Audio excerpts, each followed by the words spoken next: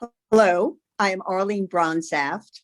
I'm a long-term researcher and writer on the effects of noise and how it harms people. And I've been fortunate to work with CHC for 20 years and also with Val, whom I'm introducing today to be interviewed for over 20 years. So here you have a team that has worked to explore the causes of noise pollution and also trying to remedy it and quiet our world so that we can live in a healthy one. So Val Gibson, I'm going to start with you, Val, and I'm going to ask you, why did you get into this area? Was it a personal experience that got you so involved in trying to educate people to the dangers of noise? And then, as we will discuss, to improve the situation and lessen the noise for a healthier world. Yes, it wasn't something that I planned. I was thrown into noise campaigning after experiencing a neighbour noise problem. We had a new neighbour that had moved in next door, and we noticed that she liked to play her music really loud. And at first it wasn't a problem, but it was ongoing, and we had an ongoing battle with our neighbour for about 18 months, and nobody seemed to be able to help us. And also I became quite ill. I had a couple of bouts of shingles, which is a stress-related illness, and my partner Phil, he became quite stressed as well. And the only remedy, we seemed to think, was to move house. So that's what we did. But I was so affected by what had happened that I decided, I'd just completed my training as a journalist. So Phil said, well, why don't you write about it? And that's what I did. I started to do some research into it. I contacted my local MP. And eventually I found this was a much, much bigger problem than I ever anticipated. And my so-called little article turned into a national campaign. I got in the news, and I did lots of television interviews and radio interviews, and I received thousands and thousands of letters from people all over the UK that were suffering noise problems, and I was quite shocked at what was going on. So that's where it all started, really. From there, I made contact with members of Parliament and took it to the next level, really.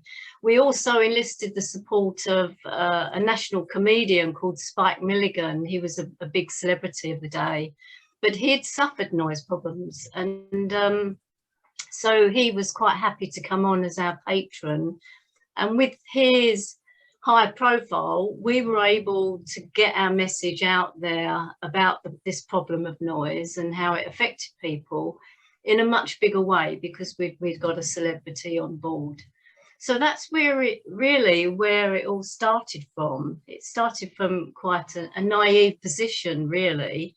I had no idea that I would be on this roller coaster. And this year, in fact, is the 30th anniversary of when I first started campaigning. In May 1991 is when I launched the Right to Peace and Quiet campaign.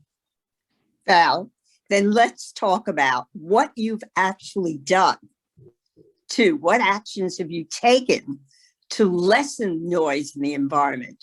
You explained very clearly how it all started, and very personal. It was very personal. And noise also affects our health. Let's forget that. This is an adverse effect on our health and well-being. The literature is plentiful. But knowing that, what actions did you take to lessen the noise in our environment? Well, that is an interesting point, Arline, because when I first started campaigning, I received a lot of hostility from people. The talking about noise evoked a very hostile reaction. And I was quite intrigued. The reason I campaigned was because I was curious as to why noise had affected me, because I was a huge music fan.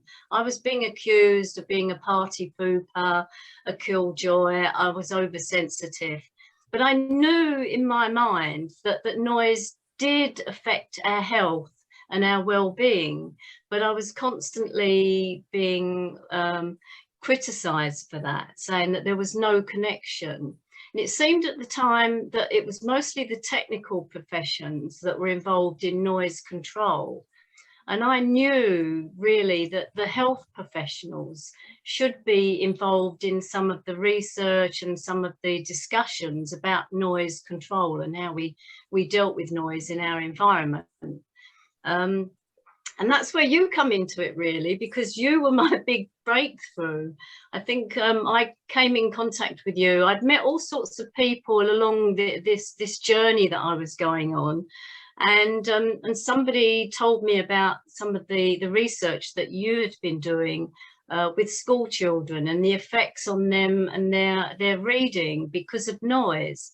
And that was a huge breakthrough for me, because I knew then that it wasn't just about, you know, it was a mere annoyance, that noise was a mere annoyance for people, that it did have an impact in many other ways and affecting people's rights, really, to be able to learn in a quiet environment was very important. So that was my next connection, and that really opened the doors for taking the campaign level to another level. And I think, you know, we had lots of meetings and conferences, as you know. I made contact with lots of other people involved in activists that were involved in noise, like John Stewart, who was leading the transport campaigns, and Nigel from Pipe Down, which dealt with piped music. And then we had Frank McManus on board, who was a legal expert in noise issues. And with your help as well, obviously, we all got together eventually with all the things that we learned along the way and put a book together called Why Noise Matters. And I think that was quite crucial, because that got the message out to people, to lay people. It's quite an easy book to read. It's quite accessible. The thing is that we all make noise. We're not trying to silence everybody, which was the accusation. You know, you're trying to shut us up. You're trying to stop us from having a good time. It's not about that at all. That's one of the things I learned, that it's about being a good citizen and being responsible, and us all doing our bit to reduce noise. And the more we all have that consideration, the quieter everything will become, and it will benefit everybody. So there are two parts to it. There's tackling the noise issues and how we control that, but it's also trying to encourage people the benefits of quiet and how that affects us and how good that is for us. Noise is negative, quiet is good for us.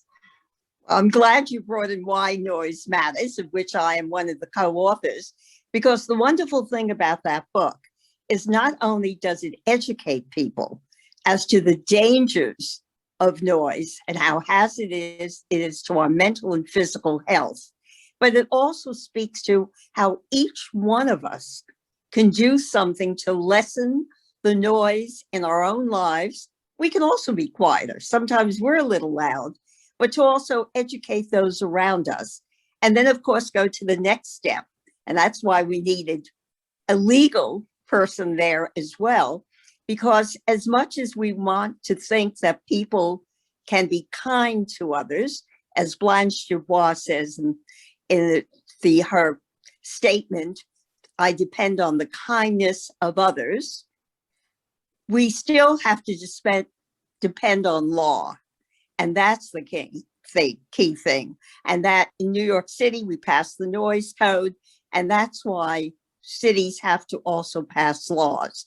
So the book, as you noted, gives us the information about the dangers of noise, how we as individuals can do things in our own lives and maybe ask others that we know to work with us in stopping noise, but also to get laws passed. And then you brought the point up about quiet. So I'd like you to address that. The importance of quiet, just as noise, as you said, on one hand, leads to harmful effects, quiet brings about healthy effects. Can you speak to that, particularly in urban environments, and what could be done? Yes, I mean, the quiet thing is quite interesting, because I think probably about 15 years in, halfway through my campaigning, you know, going on about noise and rattling on about noise, and people seeing me on television and listening to me on radio and seeing me in magazines talking about noise, you know, that obviously is the cause of it. I then wanted to move into that realm of trying to encourage people, well, you know, there are benefits to quiet. This is why we need to reduce noise, because people didn't understand that. They didn't understand that connection. I actually put together a little booklet back in 2007 called The Quiet Guide.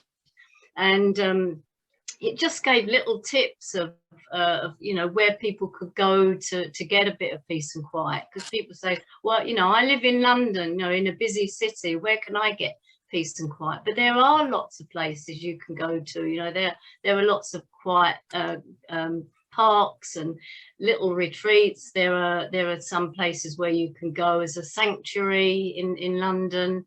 So that there are opportunities to get peace and quiet if you actually look for it.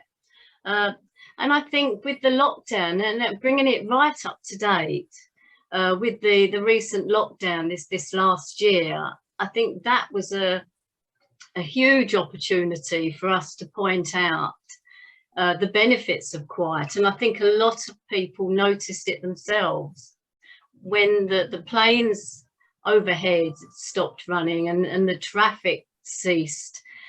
People started to be able to hear the birds singing. People mentioned that they could hear the birds singing in London, in central London, which, you know, was quite an amazing thing. But sadly, alongside that, obviously, we've seen an increase in neighbour noise complaints because people have been confined to being at home. There's been a lot more noisy activities going on around neighbourhoods. You know, the people, it's an opportunity to do DIY, or the children are all at home.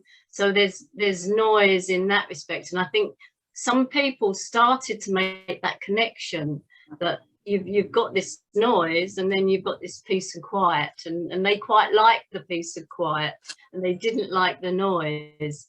So I think that's been a huge opportunity as campaigners for us to highlight those two particular issues. You've articulated that very well. Here's my hope.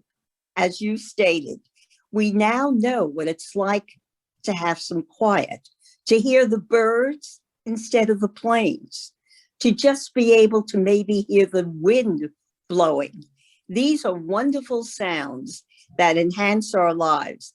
That doesn't mean there aren't sounds when the world gets back to something that's a little more normal, such as parades. And I, as a Yankee fan, like to hear the roars at Yankee Stadium, and I'm sure people will agree. So here it is. We have a pandemic. It has shown us the beauty of quiet. We are able to hear birds. And by the way, in the oceans, we now can see more dolphins and more whales because there's less noise. So I think what we have found out is, yes, we can have a world with some wonderful sounds, but we also need some peace and quiet. And I think you stated that very well. And I want to thank you. And it's been a pleasure for over 20 years that the three of us, including Nancy Nadler at the Center for Hearing and Communication, have been able to work together to educate people to the harmful effects of noise and to ask them to join us in providing a quieter and healthier environment for all. Thank you. Absolutely.